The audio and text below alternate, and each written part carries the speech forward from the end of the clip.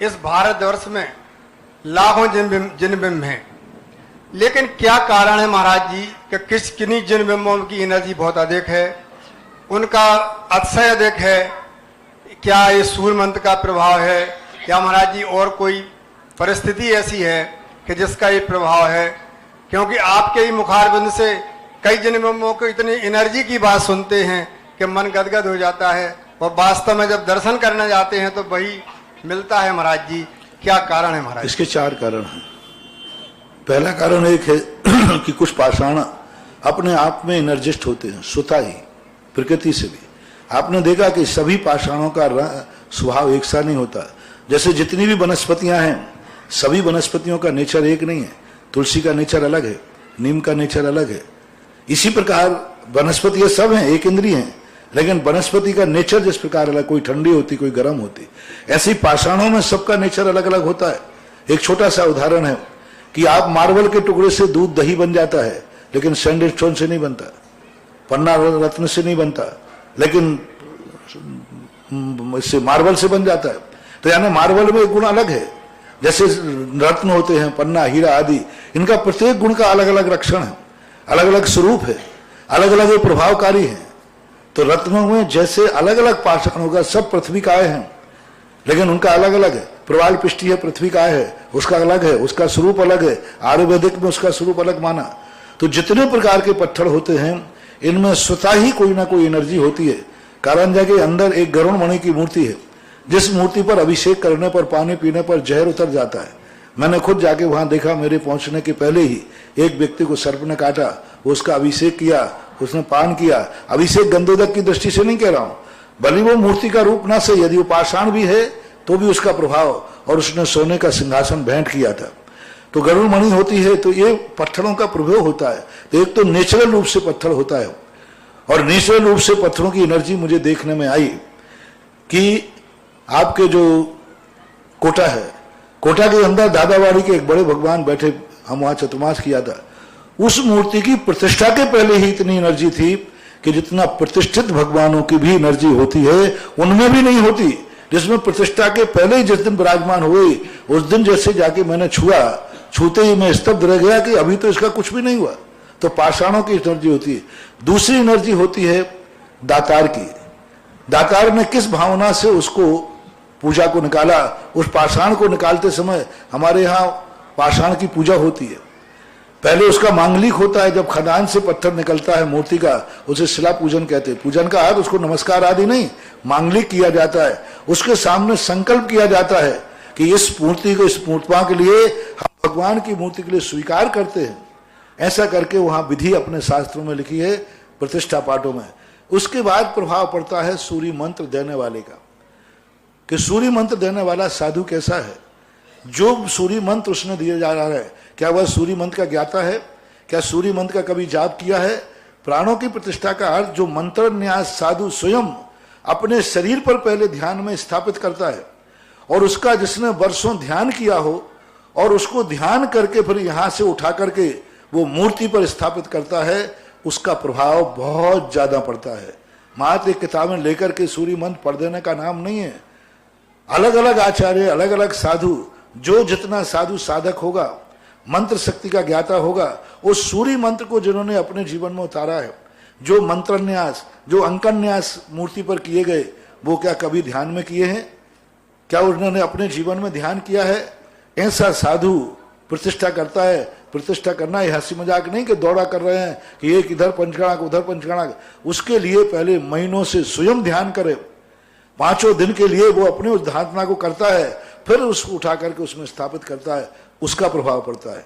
चौथा प्रभाव पड़ता है स्थान का। वो जिस मंदिर में बैठ रही है, जिस स्थान पर बैठ रही है, वहां का स्थान कैसा है, वहां की भूमि कैसी है। कई मूर्तियों को जैसे हमने स्थानांतरित किया, भाई आज बहुत बड़ी गोलाकोट का देख लीजिए, मूर्ति में कुछ नहीं किया, मात्र स्थान से स्थानांतरित किया, आज वो सारे जगत की मूर्ति बन गई। और वही मूर्ति थी जहां ऐसा था कि कोई वर्षों तक भी कोई अर्घ चढ़ाने नहीं जाता था। परकोटे के लिए कांटे के झड़ वो लगे हुए थे, परकोटा नहीं, चोर 3 दिन तक घुसे रहे, 46 सिरों को काट ले गए, लेकिन कोई वहां था नहीं। और आज वहां पर गोलाकोट जाके देखिए, चमन ही चमन हो रहा है। मात मूर्ति का स्थानांतर, मूर्ति वही है, कुछ नहीं किया गया। इसी प्रकार हनुमान ताल के अंदर एक ऐसी मूर्ति थी जो एक ऐसे स्थान पर बैठी थी, एक चौकीदार के रूप में। मार लोग वहां हाथ जोड़ के चले जाते थे। जैसे उसका स्थानांतर था, आज वहां पर अखंड पाठ चल रहे हैं और हनुमान ताल आज एक अकृत्रिम चैत्यालय का रूप ले चुका है। तो ऐसी स्थिति, ये 4 कारण ऐसे हमने जो महसूस किए हैं, और हमने ये महसूस ही नहीं किए, सारे जगत को मैंने तो प्रैक्टिकल करके भी दिखा दिया, और सारा जगत इस प्रैक्टिकल को देख रहा है। पूज्य श्री इसी और से एक कारण और है कि जिस मूर्ति के लिए जिसके पर्पज से बैठा ली गई है, उसमें नौकरों से अभिषेक नहीं कराया जाए। नौकर वेतन भोगी यदि अभिषेक करेगा, प्रतिष्ठा धीरे धीरे नष्ट हो जाएगी। जहां जहां नौकर भोगी पुजारी अभिषेक करेंगे, उन तीर्थ क्षेत्रों का, उन मंदिरों की प्रतिष्ठा धीरे धीरे डाउन होकर के बिल्कुल समाप्त हो जाएगी। भक्तों के द्वारा अभिषेक पूजन होना चाहिए। जो मंदिर बिल्कुल धराशायी हो चुके थे, रणथंभौर के अंदर, सरवार सिद्धि के अंदर मंदिर बिल्कुल धराशायी, कोई जाने वाला नहीं, सालों सालों तक चाबी ही नहीं रहती थी, वहां बंद रहता था। मात्र मैंने एक ही काम किया कि इनका अभिषेक भक्तों से शुरू किया जाए।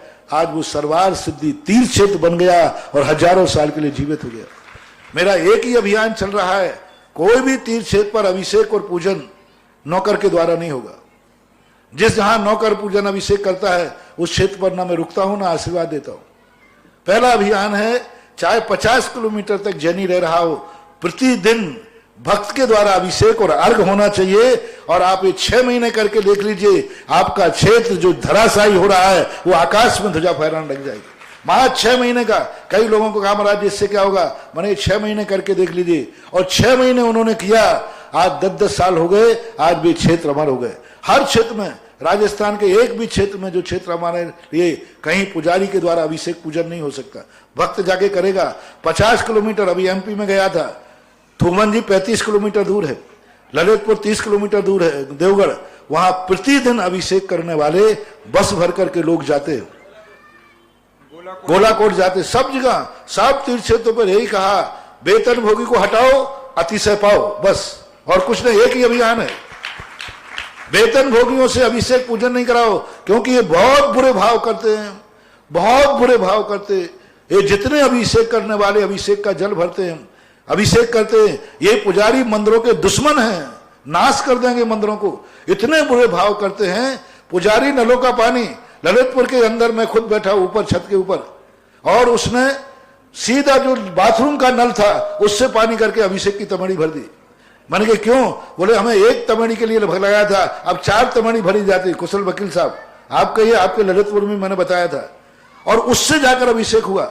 नौगांवा के अंदर एक पुजारी जल भर रहा था, मैं ऊपर लघु शंका के लिए गया सुबह सुबह, उसे क्या मालूम कि आज ऊपर वाला देख रहा है। उसने तमेड़ी भर रहा था, तमेड़ी भरते उसका छन्ना नीचे खिसक गया, उसने यूं देखा और उसी छन्ने को सीधा करके और पानी भर दिया। और मैं प्रतिदिन अभिषेक के समय वहां जाता था, मैंने की तमेड़ी वही है, सब कुछ है।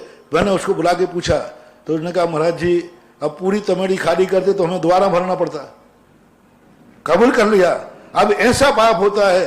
मैं तो सारे भारत के लिए आह्वान है, मंदिरों में अतिशय चाहते हो तो अभिषेक और पूजन कभी नौकरों से मत कराना, चाहे वो जैन नौकर हो चाहे तुम्हारे कोई भी नौकर हो, कभी नहीं। ये पुजारी की भावना बहुत बुरी भावना होती है, इनके अच्छे परिणाम नहीं होते। ये तो पेट के लिए कर रहे हैं, भगवान से इनको कोई लेना देना नहीं। यदि 4 भगवानों का अभिषेक कराते हो, किसी दिन आपने 2 भगवान बढ़ा दिए तो उन भगवान को वो उठा उठा के पटकते हैं।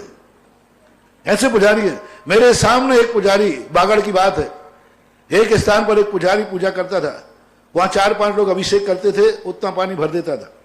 लेकिन जब मैंने उपदेश दिया तो वहां 50-60 लोग हो गए। और वहां जाने के बाद फिर जब कहा तो मैं वहां से निकलूं और वो कोई ना कोई चीज पटके। मैंने कहा पुजारी जी आप प्रतिदिन कोई ना कोई चीज, तो क्या कह रहे प्राण ले लो हमारे। और मैंने कहा ये तो गर्म आदमी है। मैंने कहा पुजारी जी आप रोज को कोई ना कोई चीज, और जब मैं निकलूंगा तभी गिराता था वो, नियम से कुछ ना कुछ गिराएगा। और वहीं से मैं निकलता था जहां वो द्रव्य होता था।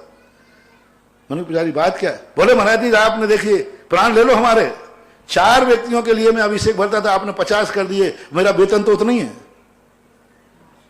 मेरा वेतन तो उतना ही है, मैं कितना पानी भरूं, मैं थकूंगा नहीं तो क्या। अरे मैंने की गलती हो गई। मैंने कमेटी को बुलाया, मैंने कल से 4 ही अभिषेक करेंगे, नहीं तो पुजारी का वेतन बढ़ाओ। तो उनका महाराज जी कह दो, हमने कहा प्रत्येक एक थाली पर उसके 2 रुपया बढ़ेंगे, जितनी थाली बढ़ाओगे, पहले कितनी, तो 2 रुपया थाली के बढ़ा दिए कमेटी ने। अब मैंने प्रवचन, मैंने तो कान पकड़ ली, आज के बाद मैं अभिषेक पूजन पर उपदेश नहीं दूंगा, क्योंकि मैं पुजारी को प्राण थोड़ी लूंगा। तो वो 8 दिन बाद आ गया, बोले महाराज जी आजकल आपने अभिषेक पूजन पर प्रवचन बंद कर दिए। मैंने क्यों, आपको परेशानी होती? नहीं नहीं, आप तो बढ़ाइए। मैंने कि ओहो, आप तो कहिए अब तो 50 नहीं 100 आएंगे, क्योंकि एक थाली पर 2 रुपया बढ़ गया ना। अब ये स्थिति मैंने अपने हाथ से भोगी।